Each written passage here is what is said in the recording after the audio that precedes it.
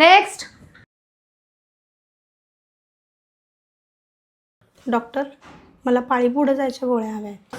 का हो वहिनी, परत एकदा हनीमूनला जायचंय की काय? अहो डॉक्टर, आता आम्ही कुठं हनीमूनला जायचं? आता आमच्या मुलांचं वय हनीमूनला जायचं. मग गोळ्या कशाला? अहो 4 दिवसांनी घरात पूजा आहे. ऐन वेळेला आली की पंचायत होती. उगाच विटाळ नको म्हणून. का हो, मग पूजा करता येत नाही का? नाही हो, पाळी आल्यावर देवासमोर बसायचं नाही म्हणतात. अहो पण का?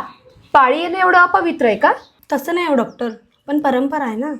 परंपरा की गैरसमज? नाही, तुम्हीच सांगा ना वहिनी, कोणत्याही पूजेत सगळ्यात जास्त मान कुणाला देतात हो?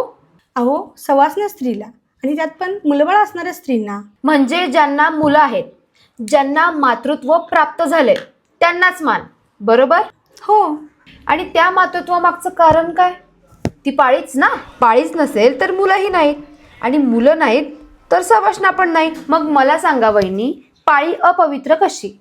अहो डॉक्टर, लोक काय म्हणतील? लोक नेहमीच काहीतरी म्हणतात हो. पण मला तुम्ही सांगा की ज्या गोष्टीमुळे ही सृष्टी चालते तीच गोष्ट अपवित्र कशी? देव सुद्धा आईच्या उदरातूनच जन्मलेत ना. अहो मग त्या जन्म देणाऱ्या आईला पाळी आलीच असेल ना. तुमचं बरोबर आहे हो डॉक्टर, पण बदल कोण घडवणार? तुम्हीच. यावेळेस तुम्ही पूजेला बसायचं.